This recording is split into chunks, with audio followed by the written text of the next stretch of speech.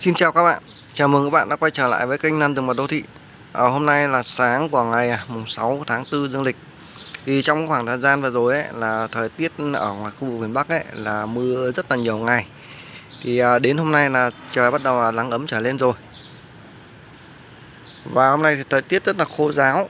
Thì trong cái thời gian mà mưa nhiều ngày như vừa rồi ấy, thì rất nhiều bác là đang bị cái tình trạng đó là bị thối đầu ngọn của cái mầm non phi điệp này, của mầm gốc phi điệp này. Trong khoảng thời gian rồi ấy, và với cái thời tiết mà mưa nhiều như vậy thì độ ẩm trong vườn rất là cao, độ ẩm không khí rất là cao, nên là cái trường hợp mà cái cây lan của các bác mà bị thối đầu ngọn nó rất hay bị xảy ra, bởi vì là những cái mầm gốc non này ấy, là nó mới phát triển lên và nó rất là non, rất là mềm, và đặc biệt là cái phần ngọn này này, cái phần ngọn này thì nó rất là non. Thì nếu như mà cây của các bác ở trong vườn mà không có điều kiện mà che mưa, mà nước mưa nó vào, nó đọng ở trong cái đầu ngọn này đấy, nó đọng xong rồi nó lâu ngày, xong rồi thời tiết nó mưa ẩm nhiều ngày như vậy ấy, thì là cái trường hợp mà nó gây úng thối ở cái lá đầu ngọn này là có xảy ra, và xảy ra rất là nhiều. Thì trong khoảng thời gian rồi ấy, có nhiều bác là có hỏi em ấy là làm cách nào để xử lý cái trường hợp mà mình để cứu được những cái mầm gốc mà nó bị thối lá đầu ngọn, thì sử dụng cái gì để cứu chữa cho những cái cây đó. Chữa thì rất là đơn giản thôi. Thì em sẽ quay cho các bác xem. Thì ở đây em có một cái mầm gốc, và các bác nhìn ở bên trong đây, trong cái phần đầu ngọn nó thì cái phần đầu ngọn này ấy, là cây này của em là cũng bị thối đầu ngọn, nó đọng nước ở trong cái đầu ngọn này và bị thối. Thì cái lá đầu ngọn của nó đã bị thối nhũn sâu bên trong rồi. Đấy, thì em đã rút cái lá đó ra, rút cái lá mà bị thối ra khỏi cái đầu ngọn này, và em sử dụng cái này là cồn 70 độ. Đấy, cồn 70 độ, cồn nguyên chất 70 độ nhá. Thì em cứ xịt vào đầu ngọn này. Đấy, mình cứ xịt đẫy vào như thế này. Thì mình cứ xịt cồn đẫy vào trong đầu ngọn này liên tục. Thì mình cứ thỉnh thoảng mình lên vườn mình cà thấy mà cái cồn, cái lượng cồn mà ở trong cái đầu ngọn này nó đã bị hết ấy, thì mình lại tiếp tục mình lại xử lý cái cồn này, mình lại xịt tiếp vào. Đấy. Thì trong cái quá trình mà mình chữa cái bệnh đầu ngọn, cho thối đầu ngọn cho cái cây này ấy, cây lan này ấy, thì các bác lưu ý cho em là mình không được tưới nước nhá. Đấy, mình cắt nước và mình cứ xịt cồn liên tục đến khi nào mình thấy là cái đầu ngọn ở bên trong, như cái cây này của em là nó đang đẩy tiếp tục lá ngọn lên. Đấy, như lúc đầu bác xem ấy, lúc em chưa xịt cồn vào ấy, là nó đang đẩy lá ngọn lên. Đấy các bác, thì trong cái khoảng thời gian mình chữa cái bệnh thối ngọn cho cây lan này thì các bác lưu ý cho em là mình không được tưới nước, là mình cắt nước cho nó luôn. Thì đến khi nào chỉ khoảng tầm 2 ngày đến 3 ngày thôi. Đấy, thì là nó sẽ lại tiếp tục đẩy lá ngọn lên.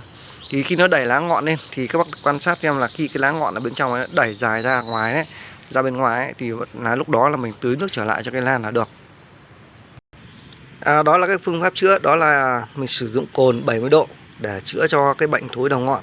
Thì trong cái việc mà cái cây mà bị thối đầu ngọn thì các bác lưu ý cho em hai cái vấn đề như này.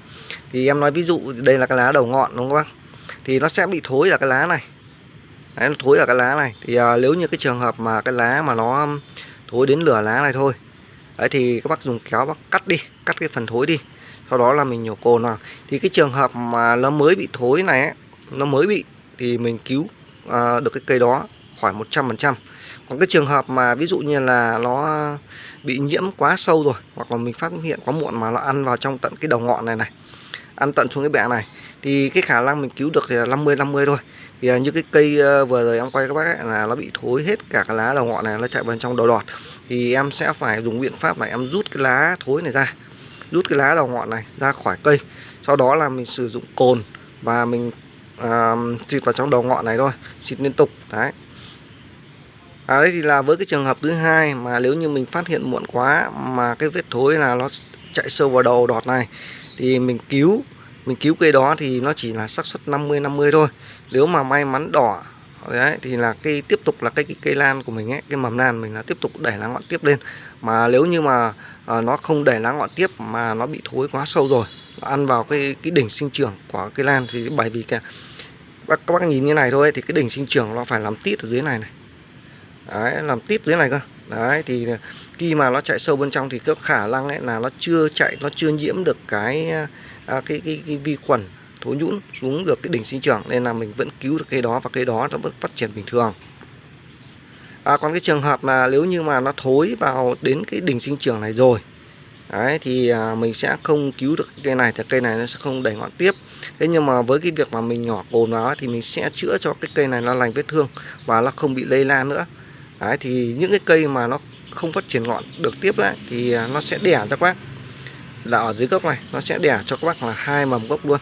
Bởi vì là khi mà cái đỉnh sinh trưởng nó bị dừng đột ngột đấy là nó sẽ ức chế sinh trưởng cho của cái cây lan này, và cái cây lan này nó sẽ tiếp tục đẻ mầm gốc cho các bác.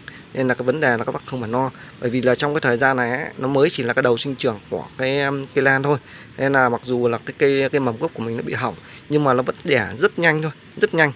Nó đẻ cho mình 2 cái mầm gốc thì mình vẫn cứ kịp thời mình đuôi cho 2 cái mầm gốc mới nó phát triển lên bình thường, là đến cuối năm thì vẫn thành cây trưởng thành nhé các bác nhé. Rồi thì em xin kết thúc video ở đây và hẹn lại gặp các bác ở trong những video tiếp theo nhé.